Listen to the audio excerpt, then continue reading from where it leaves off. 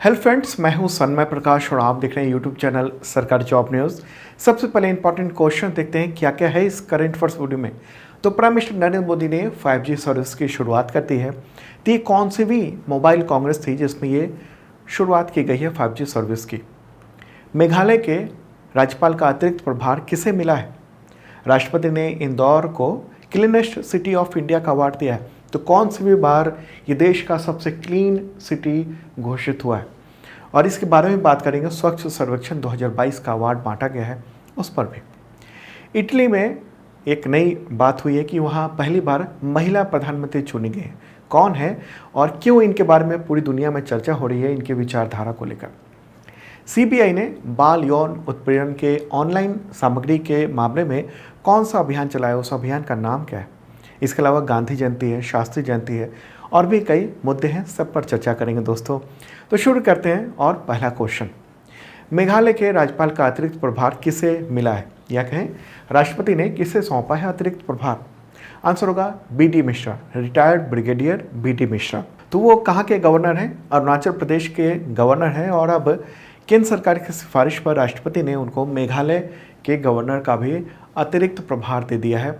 नई नियुक्ति होने तक वो मेघालय के भी गवर्नर रहेंगे। देखिए, इससे पहले मेघालय के गवर्नर कौन थे, सत्यपाल मलिक थे ये साहब। ओके, उनका कार्यकाल 4 अक्टूबर को समाप्त हो रहा है और उसी दिन ये BD मिश्रा वो चार्ज ले लेंगे मेघालय के भी गवर्नर का। ओके, सत्यपाल मलिक काफ़ी चर्चित व्यक्ति हैं, उनकी चर्चा रही है खासतौर पर कृषि कानूनों को लेकर केंद्र सरकार की कड़ी आलोचना उन्होंने की थी। मेघालय की बात कर रहे हैं। मेघालय का मैप यहाँ रहा, ये रहा मेघालय। चीफ मिनिस्टर कौन है मेघालय के, कॉनराड संगमा। अगला क्वेश्चन लेते हैं। प्राइम मिनिस्टर नरेंद्र मोदी ने देश में 5G टेलीफोनिक सर्विस की शुरुआत की। तो कौन सी भी मोबाइल कांग्रेस इवेंट में ऐसा किया गया शुरुआत। आंसर होगा 6, छठी। ये छठी मोबाइल कांग्रेस का आयोजन दिल्ली में आयोजित किया गया प्रगति मैदान में और 1 से लेकर 4 अक्टूबर तक चलेगा। तो प्राइम मिनिस्टर नरेंद्र मोदी ने 1 अक्टूबर को इस इवेंट का उद्घाटन किया मोबाइल कांग्रेस का और इसी दौरान प्राइम मिनिस्टर ने 5G टेलीफोनिक सर्विस की शुभारंभ उसका भी कर दिया। ओके, कई कंपनियों ने इसकी शुरुआत की है। तो जो इवेंट हुआ है मुख्य, उसका एक वीडियो क्लिप देख लेते हैं। तो मैं माननीय प्रधानमंत्री जी से निवेदन करना चाहूंगी कि वे रिमोट का बटन दबाकर 5G सर्विसेज का लोकार्पण करें। और आप सभी की तालियों के बीच में यहाँ पर स्वागत करते हैं 5G सर्विसेज का। India today, ladies and gentlemen, getting this gift of 5G at the hands of Honorable Prime Minister.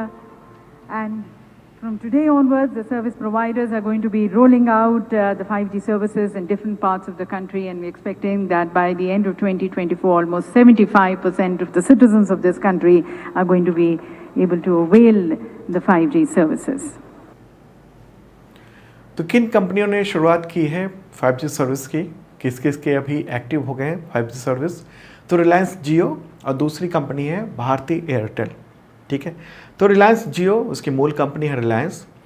तो उसके चेयरपर्सन मुकेश अंबानी वो भी मौजूद थे। उन्होंने कहा कि रिलायंस जियो की 5G सर्विस पूरे भारत में दिसंबर 2023 तक उपलब्ध हो जाएगी, इस साल के अंत तक।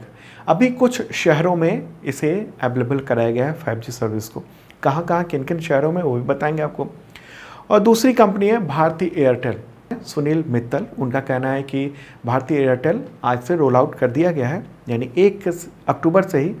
और उनका ये कहना है कि मार्च 2024 तक पूरे भारत में 5G सर्विस की पेशकश कर दी जाएगी। ओके, एक और कंपनी है अडानी, उसने भी 5G स्पेक्ट्रम लिया है, लेकिन वो अपने बिजनेस के काम के लिए ही 5G स्पेक्ट्रम लिया है। हालांकि वो पब्लिक में लॉन्च करेंगे ही नहीं, इसकी जानकारी भी है नहीं। ठीक है, तो मुख्य तौर पे 2 कंपनियां हैं, एयरटेल और जियो, जो लॉन्च करेंगी।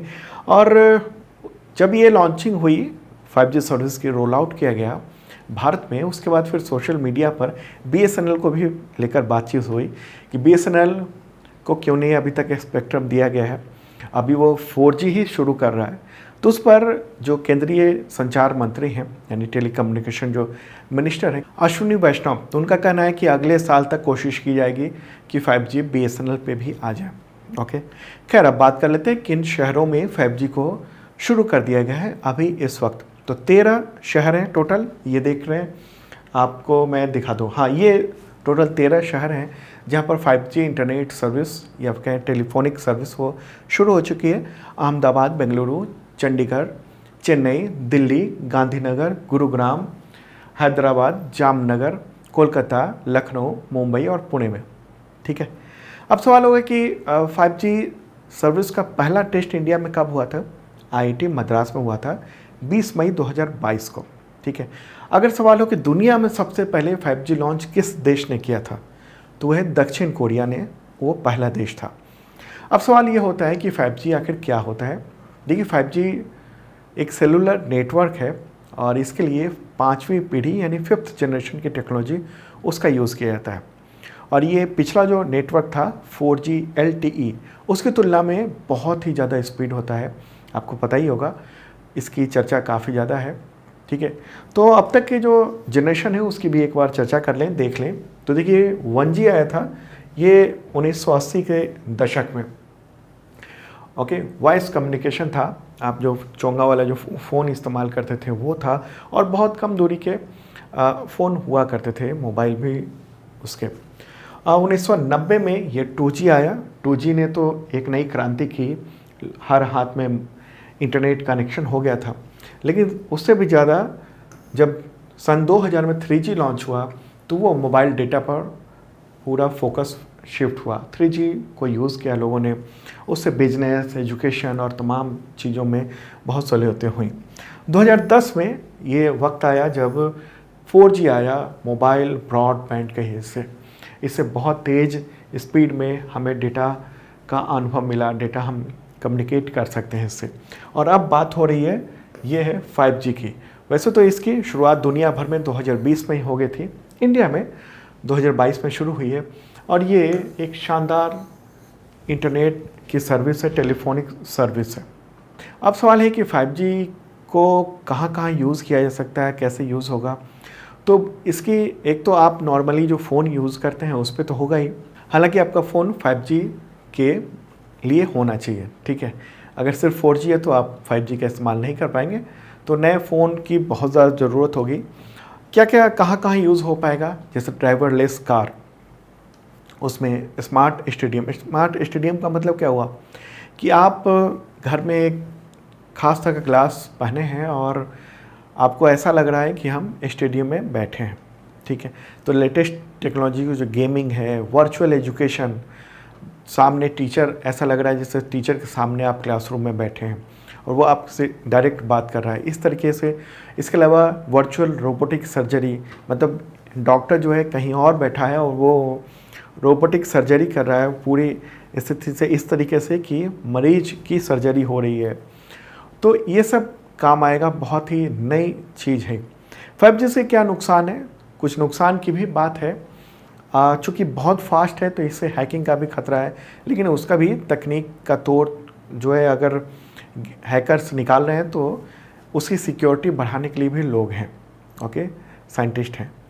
और एक और बात कि 5G की वजह से अभी हाल ही में DGCA यानी डायरेक्टर जनरल सिविल एविएशन, उसने टेलीकॉम डिपार्टमेंट को एक लेटर लिखा और कहा कि उसे 5G को लेकर थोड़ा सा वो चिंतित है, क्योंकि उसका जो फ्रीक्वेंसी लेवल है और जो फ्लाइट का जो रिसीवर होता है, जो रेडियो सिग्नल रिसीव करता है, तो वो बहुत ही उसके आसपास है, तो उसकी वजह से उसे ख़तरा महसूस हो रहा है, उसको चिंता हो रही है। हालांकि इसकी भी चीज़ों को क्लियर करने की बात चल रही है। ठीक है, तो महत्वपूर्ण बात ये थी कि 5G लॉन्च हो चुका है और वो है 6th मोबाइल कांग्रेस का जो दौरान, जो कि दिल्ली में आयोजित हुआ है। चलिए आगे बढ़ते हैं, अगला क्वेश्चन लेते हैं। ये है स्वच्छ सर्वेक्षण पुरस्कार 2022, ये अवार्ड दिए गए हैं राष्ट्रपति के द्वारा। इससे रिलेटेड कई क्वेश्चन आपको देखने को मिलेंगे, मैं आपको बताऊंगा। ठीक है, उससे पहले आपको इन्फॉर्म कर दूं कि अब तक का टोटल करंट अफेयर्स का PDF अवेलेबल है और उसके साथ साथ मॉक टेस्ट है, टेस्ट सीरीज़ है तमाम तरह के एग्जामिनेशंस के लिए, और ये सब आप प्राप्त कर सकते हैं 1 ईयर के मेंबरशिप के जरिए। उसके थ्रू आपको मिलता है PDF करंट अफेयर्स का, और कई तरह के PDF होते हैं, 1 लाइनर होता है, MCQ होता है, इसके अलावा MCQ विद डिटेल्स भी होता है। और weekly, monthly, quarterly, yearly, half yearly, इस तरह के PDF आपको मिलते हैं। और अभी हाल ही में जो BPSC का एग्जामिनेशन हुआ है उसमें 150 क्वेश्चन थे टोटल, उसमें से 25 क्वेश्चंस करंट अफेयर्स के आए और 25 में से 22 तो हम लोगों ने जो बताए थे वो सब आए हैं। आप वो देख सकते हो, इस वीडियो के डिस्क्रिप्शन में पूरा पेपर दिया हुआ है, क्वेश्चन पेपर चेक कर लेना आप। तो इस मेंबरशिप के जरिए मात्र 150 रुपये की मेंबरशिप है, अभी छूट चल रही है बहुत ज़्यादा, जल्दी ही वो छूट खत्म हो जाएगी। तो 150 रुपये की मेंबरशिप के जरिए आपको PDF मिलता है, करंट अफेयर्स का टेस्ट, मॉक टेस्ट दे सकते हैं आप इसके जरिए, ऐप के जरिए। इसके अलावा तमाम एग्जामिनेशन में टेस्ट सीरीज़ आपके मदद कर सकता है, डिस्क्रिप्शन चेक कर लेना। चलिए आगे बढ़ते हैं, अगला क्वेश्चन लेते हैं। राष्ट्रपति ने इंदौर को देश का सबसे स्वच्छ शहर यानी क्लीनेस्ट सिटी इन इंडिया का अवार्ड दिया है। तो इस शहर को स्वच्छ सर्वेक्षण में पहला स्थान कौन सी बीमार मिला है? और ये आपको बताऊं कि ये 10 लाख से ज़्यादा आबादी वाले शहरों के बीच का नंबर 1 ये क्लीनेस्ट शहर है। ठीक है, तो इसका आंसर होगा छठवीं बार लगातार पहला स्थान प्राप्त हुआ है स्वच्छ सर्वेक्षण के दौरान इंदौर को। और राष्ट्रपति द्रौपदी मुर्मू ये अवार्ड दे रही हैं वहाँ के मेयर और तमाम जो पॉलिटिशियन और अधिकारी हैं उनको। ठीक है, तो इस दौरान राष्ट्रपति ने ये कहा कि इंदौर के लोग जो हैं उन लोगों ने जिस तरीका का मॉडल अपनाया है, भागीदारी का मॉडल, उसका अनुसरण पूरे देश के लोगों को भी करना चाहिए, जो वहाँ का स्वच्छता का माहौल है उसको लेकर। ओके, और इस बार का जो यानी 2022 का जो स्वच्छ सर्वेक्षण हुआ, हालांकि पिछले साल ही हुआ था, तो उसमें 4000 से ज़्यादा शहरों में तकरीबन 9 करोड़ लोगों ने हिस्सा लिया था। ठीक है, अगर हम बात करेंगे कि 10 लाख से अधिक आबादी वाले शहरों के जो स्वच्छ सर्वेक्षण है उसमें रैंकिंग क्या है, तो ये रही नंबर 1 इंदौर है, सेकंड नंबर पर है सूरत, तीसरे स्थान पर नवी मुंबई, चौथे स्थान पर है विशाखापत्तनम। ठीक है, और 5वें स्थान पर है विजयवाड़ा। महत्वपूर्ण बात ये रही। और अगर हम बात करेंगे कि राज्यों में प्रथम कौन कौन से शहर रहे हैं, ये राज्यों के कुछ राज्यों के मैं आपको बता रहा हूँ। क्यों? क्योंकि आपके जो स्टेट PSC के एग्ज़ामिनेशन है, इसके अलावा जो अदर ग्रेजुएट लेवल या 12th 10th लेवल के जो एग्ज़ामिनेशन है, कॉम्पिटिटिव एग्ज़ामिनेशन, उसमें इस तरह के क्वेश्चन आ सकते हैं। तो बिहार में जो नंबर 1 शहर है वो पटना है और देश में रैंकिंग है 38। उत्तर प्रदेश में नंबर 1 है गाज़ियाबाद, लेकिन अगर देश में नेशनल रैंकिंग करेंगे तो वो 12 रैंक है।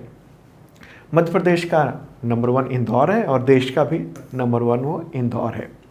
छत्तीसगढ़, उसकी राजधानी रायपुर, वो है नंबर 1 छत्तीसगढ़ में और देश में उसका स्थान है 11वां। राजस्थान की बात करेंगे तो जयपुर हेरिटेज, वो है देश में 26 रैंक है जयपुर हेरिटेज की। जयपुर को अलग अलग क्षेत्रों में बांटा हुआ है, तो उसमें ये जयपुर हेरिटेज है जो कि राजस्थान का नंबर 1 हो गया। हरियाणा का फरीदाबाद है जो देश में रैंक है 36। पंजाब का नंबर 1 है अमृतसर, जिसका रैंक है देश में 32। झारखंड का नंबर 1 जो क्लीनेस्ट शहर है वो है धनबाद और देश में स्थान है 35। और महाराष्ट्र का नवी मुंबई और देश में है रैंक 3rd। तो ये जिन राज्य के लोग हैं और जिन राज्यों में जो एग्ज़ामिनेशन दे रहे हैं वो आप ध्यान रखना। ठीक है, और भी राज्यों के हैं तो आपको मैं लिंक दे दूंगा, डिस्क्रिप्शन में जो PDF है वहाँ पर आपको लिंक मिल जाएगा पूरा डिटेल। और हाँ, स्वच्छ सर्वेक्षण की बात हो रही है तो आपको बताऊं कि केंद्र सरकार ने वर्ष 2026 तक देश भर के जो भी शहर हैं उनको कचरा मुक्त बनाने का लक्ष्य रखा है, यानी स्वच्छ करने का लक्ष्य रखा है। और इसके लिए स्वच्छ भारत मिशन शहरी 2.0 चल रहा है। ओके, और आपको बताऊं कि स्वच्छ सर्वेक्षण 2023 उसकी थीम भी तय हो चुकी है, वेस्ट टू वेल्थ है। ओके, चलिए आगे बढ़ते हैं, अगला क्वेश्चन लेते हैं। स्वच्छ सर्वेक्षण पुरस्कार 2022 में 1 से 10 लाख की आबादी वाले शहर में प्रथम पुरस्कार किसे मिला है? इससे पहले वाला जो क्वेश्चन था वो 10 लाख से ज़्यादा की आबादी वाला था और ये क्वेश्चन है 1 से 10 लाख की आबादी वाले शहर में नंबर 1 कौन है क्लीनेस्ट? आंसर होगा तिरुपति, आंध्र प्रदेश का ये एक शहर है। तो राष्ट्रपति द्रौपदी मुर्मू ने 1 अक्टूबर को ये अवार्ड तिरुपति शहर को दिया है। अब देख लेते हैं 1 से 10 लाख की आबादी वाले शहरों में स्वच्छ सर्वेक्षण में क्या रैंक है। तो नंबर 1 है तिरुपति, सेकंड पे है मैसूर। ये है तिरुपति तो आंध्र प्रदेश का शहर है, मैसूर कर्नाटक का शहर है, न्यू दिल्ली तो दिल्ली का ही है। अंबिकापुर ये है 4th स्थान पर। अंबिकापुर कहाँ है? छत्तीसगढ़ में। और नोएडा ये उत्तर प्रदेश का। तो ये टॉप 5 आपको देखने को मिल रहे हैं, ठीक है। तो ये तिरुपति है आंध्र प्रदेश में। वहाँ के चीफ मिनिस्टर कौन है? मुख्यमंत्री वाईएस जगनमोहन रेड्डी, गवर्नर बिश्वा भूषण हरिचंदन। अगला क्वेश्चन लेते हैं, स्वच्छ सर्वेक्षण पुरस्कार 2022 में सबसे अच्छा प्रदर्शन करने वाले राज्य का अवार्ड किसे मिला है? वो भी क्लॉज है। क्या क्लॉज है? कि 100 से ज़्यादा शहरी स्थानीय निकाय यानी अर्बन लोकल बॉडीज़ वाले जो राज्य हैं उसकी बात हो रही है। तो इस तरह से क्वेश्चन आपको पूछा जा सकता है। तो इसका क्या होगा आंसर? इसका आंसर होगा मध्य प्रदेश, ठीक है। मध्य प्रदेश जो है इस कैटेगरी में नंबर 1 है राज्य की कैटेगरी में, जहाँ पर 100 से ज़्यादा स्थानीय निकाय। स्थानीय निकाय का मतलब क्या हुआ? नगर निगम, नगर पंचायत, नगर महापालिका, ये सब जो है वो स्थानीय निकाय हैं। तो अगर 100 से ज़्यादा है किसी राज्य में तो उसकी एक कैटेगरी बना दी गई है, और 100 से कम है तो उसकी एक अलग कैटेगरी बना दी गई है। तो 100 से ज़्यादा वाले में ये नंबर 1 मध्य प्रदेश है, सेकंड है छत्तीसगढ़, थर्ड है महाराष्ट्र, फोर्थ है तेलंगाना और फिफ्थ है पंजाब। तो ये टॉप 5 जो स्टेट है वो रहे, ठीक है। तो नंबर 1 मध्य प्रदेश है और उसका एक शहर है इंदौर, वो भी नंबर 1 है, क्लीनेस्ट सिटी है। अगर सिटी की बात करेंगे हम 10 लाख से ज़्यादा आबादी वाले में, ओके। मध्य प्रदेश के चीफ मिनिस्टर कौन है? मुख्यमंत्री शिवराज सिंह चौहान, गवर्नर मंगू भाई पटेल, राजधानी भोपाल। अगला क्वेश्चन लेते हैं, स्वच्छ सर्वेक्षण 2022 में सबसे अच्छा प्रदर्शन करने वाले राज्य का अवार्ड किसे मिला है? और ये राज्य कौन से? 100 से कम शहरी स्थानीय निकाय वालों में, यानी 100 से कम अर्बन लोकल बॉडीज वाले राज्यों में। इसका आंसर क्या होगा? त्रिपुरा, ठीक है, यानी छोटे राज्य की बात हो रही है। तो त्रिपुरा नंबर 1 है, सेकंड पे कौन है? झारखंड, थर्ड पे है उत्तराखंड, फोर्थ पे हिमाचल प्रदेश है और फिफ्थ पे है हरियाणा, ओके, फिफ्थ पे है हरियाणा। त्रिपुरा की राजधानी क्या है? अगरतला। चीफ मिनिस्टर कौन है? मणिक साह। गवर्नर कौन है? सत्यदेव नारायण आर्य। चलिए आगे बढ़ते हैं, अगला क्वेश्चन लेते हैं, इंपॉर्टेंट क्वेश्चन है, इटली की पहली महिला प्रधानमंत्री कौन चुन ली गई? इसका आंसर होगा जियोर्जिया मेलोनी। न्यूज़ आप देख रहे हैं, फर्स्ट फीमेल प्रीमियर। वहाँ पर प्रीमियर भी कहा जाता है और प्राइम मिनिस्टर भी कहा जाता है, तो कंफ्यूज मत होना। कौन है? Giorgia Meloni. नाम आप बहुत ध्यान रखना, बहुत चर्चा है दुनिया में इनकी। क्यों चर्चा है? एक तो पहली महिला प्रधानमंत्री चुन ली गई है और उनका नेतृत्व में जो ब्रदर्स ऑफ इटली पार्टी है, ब्रदर्स ऑफ इटली पार्टी, उसने बहुमत हासिल किया है। चर्चा इस वजह से है सबसे ज़्यादा क्योंकि वो धुर दक्षिणपंथी और फांसीवादी नेता है। फांसीवादी मतलब क्या हुआ? फांसीवादी मतलब राष्ट्रवाद को लेकर, जातीय श्रेष्ठता को लेकर, परंपरावाद को लेकर, युद्धवाद, निरंकुशता, इन सब को समर्थन देने वाला घोर राष्ट्रवाद है। और जातीय श्रेष्ठता की बात करेंगे तो कि मतलब इटली के जो वहाँ के स्थानीय लोग हैं वही सबसे श्रेष्ठ हैं दुनिया में और सबसे मतलब ताकतवर हम ही हैं, इस तरह की जो बातें करने वाला है वो हम कहेंगे उसका समर्थन करने वाले वो सब जो है ज़्यादातर वो फांसीवाद होते हैं, फांसीवादी कहे जाते हैं। युद्धवाद, युद्ध की ज़्यादा चर्चा, निरंकुशवाद मतलब दूसरे जो हैं उनको बिल्कुल दबा के रखना, ऐसी चीज़ें जो हैं वो फांसीवाद कहलाती हैं। तो जॉर्जिया मेलोनी जो है वो इसी की कैटेगरी की लेडी हैं और नेता हैं, ओके। और इटली के मुसोलिनी थे और मुसोलिनी के बाद ऐसा पहली बार हुआ है जब कोई इतना कट्टर दक्षिणपंथी, इतना कट्टर फांसीवादी व्यक्ति वो प्राइम मिनिस्टर चुना गया है, ठीक है। और इसको लेकर पूरी दुनिया में काफ़ी चर्चा है इस मामले को लेकर, ठीक है। एक बार मैप भी दिखा देता हूँ, इटली है क्या, ये रहा प्यारा भारत और अब हमने चलना होगा यूरोप की ओर। तो यहाँ पर ये रहा इटली, ये यूरोपीय देश है तमाम, और उसमें ये है इटली, उसकी राजधानी क्या है, रोम। उसके आसपास के अगर देशों की बात करेंगे तो फ्रांस है, इस तरफ स्विट्ज़रलैंड है, ओके, ये है मेडिटेरियन सी, ओके, भूमध्य सागर, ठीक है। और ये रही जो कि नई प्राइम मिनिस्टर चुन ली गई हैं, जॉर्जिया मेलोनी। इनका जन्म हुआ था 15 जनवरी 1977 को, रोम में ही हुआ था, ठीक है। और इनकी अपनी पार्टी है जिसने वहाँ पर जीत हासिल की है। इनकी पार्टी का नाम क्या है? इनकी पार्टी का नाम है ब्रदर्स ऑफ इटली पार्टी, ठीक है। महत्वपूर्ण बात, इटली की राजधानी रोम, मुद्रा क्या है, यूरो। चलिए आगे बढ़ते हैं और जल्द ही ये शपथ ले लेंगे। अगला क्वेश्चन लेते हैं। सीबीआई ने किस अभियान के तहत देश में बाल यौन उत्पीड़न से संबंधित ऑनलाइन सामग्री के मामले में छापेमारी की है? कौन सा ऑपरेशन चलाया? आंसर होगा ऑपरेशन मेघ चक्र, ठीक है। ऑपरेशन मेघ चक्र चलाया गया है, करीब 21 राज्यों में ये चलाया गया है। सीबीआई यानी केंद्रीय अन्वेषण bureau, central bureau of investigation, उसी ने। या अभी हाल ही में तलाशी अभियान चलाया गया किन किन राज्यों में? हरियाणा, उत्तराखंड, गुजरात, उत्तर प्रदेश, पश्चिम बंगाल, महाराष्ट्र, झारखंड, कर्नाटक, केरल और छत्तीसगढ़, इन सब राज्यों में और भी राज्यों में। छापेमारी का मकसद क्या था? जो क्लाउड स्टोरेज सर्विस है, यानी जो बच्चों के यौन उत्पीड़न से संबंधित जो ऑनलाइन सामग्री, आप कह सकते हैं इसको चाइल्ड पोर्नोग्राफी, तो उसको लेकर अगर कोई गतिविधि हो रही है, ऑडियो विजुअल कुछ भी, तो उसको लेकर छापेमारी की गई है। और कैसे पहचान हुई कि भारत में किन किन जगहों पर पोर्नोग्राफी, चाइल्ड पोर्नोग्राफी को लेकर वहाँ चल रहा है, ऐसा ठिकाने हैं। दरअसल सीबीआई को इंटरपोल से इसकी जानकारी मिली थी। कहाँ से? इंटरपोल से। इसके बाद फिर सीबीआई ने इससे जुड़े हुए लोगों की पहचान करने के लिए 200 अधिकारियों की अलग अलग टीमें गठित की थी और पहले आइडेंटिफाई किया कि कहाँ पर इस तरह के काम चल रहे हैं, ठीक है। तब ये चलाया गया ऑपरेशन मेघ चक्र। इससे पहले भी नवंबर 2021 में भी सीबीआई ने कुछ ऐसा ही अभियान चलाया था। उसका नाम क्या था? Operation carbon. तो नाम आप ध्यान रखना, ऑपरेशन कार्बन क्या था? तो ऑनलाइन जो बाल यौन शोषण के खिलाफ कार्रवाई थी। और अब ये चलाया गया है ऑपरेशन मेघ चक्र।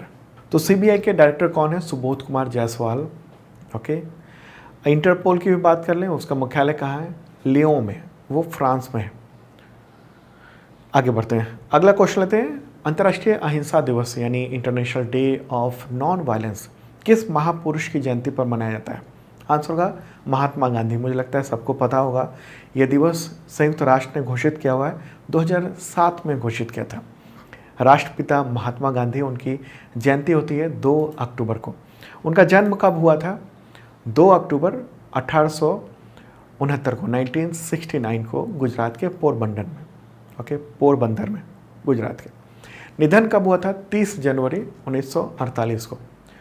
कैसे निधन हुआ था? जब आज़ाद भारत का पहला आतंकवादी नाथूराम गोडसे, उसने गोली मारकर हत्या कर दी थी राष्ट्रपिता की। दिल्ली में राजघाट पे उनका स्मारक है। महात्मा गांधी भारत के ही नहीं, दुनिया के लोगों के लिए आइकॉन है। और संयुक्त राष्ट्र में जो भारतीय स्थायी मिशन है और यूनेस्को ने मिलकर संयुक्त रूप से गांधी जयंती पर अहिंसा भाषण श्रृंखला ये शुरू किया है। और ये इवेंट भी आयोजित किया गया है, संयुक्त राष्ट्र के मुख्यालय है वहाँ पर आयोजित किया गया है, ठीक है। चलिए आगे बढ़ते हैं, अगला क्वेश्चन आते हैं। देश के दूसरे प्रधानमंत्री लाल बहादुर शास्त्री की जयंती कब मनाई जाती है? आंसर होगा 2 अक्टूबर को। ये रहा फोटोग्राफ उनका। पंडित जवाहरलाल नेहरू के बाद देश के दूसरे प्रधानमंत्री कौन थे? लाल बहादुर शास्त्री। इनका जन्म हुआ था 2 अक्टूबर 1904 को, मुगल सराय, उत्तर प्रदेश में। और निधन हुआ था 11 जनवरी 1966 को। कहाँ पर? उज्बेकिस्तान की राजधानी ताशकंद में। ताशकंद में रहस्यमय ढंग से उनकी डेथ हो गई थी। मौत से 12 घंटे पहले ही भारत पाकिस्तान के बीच में शांति समझौता हुआ था इन्हीं के मौजूदगी में, ओके। और इन्होंने जय जवान जय किसान का नारा लगाया था, नारा दिया था। और उनके स्मारक का क्या नाम है मॉन्यूमेंट का? तो विजय घाट। तो दोस्तों ये था इंपॉर्टेंट करंट अफेयर्स। कैसा लगा कमेंट बॉक्स में बता सकते हैं। और सैकड़ों लोग मेंबरशिप ले रहे हैं, अगर आपने नहीं लिया है तो ज़रूर लेना, बहुत कम प्राइस रखा गया है। और तमाम एग्जामिनेशंस को टारगेट करते हुए कंटेंट बनाए जाते हैं। मैं जो डिटेल बताता हूँ ना, ऐसा ही डिटेल कंटेंट पीडीएफ में भी होता है। और टेस्ट सीरीज़ वगैरह में आप पार्टिसिपेट कर सकते हैं मेंबरशिप के जरिए। डिस्क्रिप्शन चेक कर लेना। अब कल मिलेंगे और धीरे धीरे कोशिश होगी कि ये मॉर्निंग को वीडियो आ सके। अभी तो डेली का वीडियो आ रहा है, बीच में डेली का वीडियो नहीं आ पा रहा था, कुछ कुछ दिन गैप हो जा रहा था, लेकिन पूरी कोशिश है और इसी वजह से ये शाम हो गई, लेकिन आपको वीडियो में पहुंचा रहा हूं। ठीक है, तो अब मिलते हैं कल और कोशिश होगी जल्दी वीडियो आपको मिल जाए।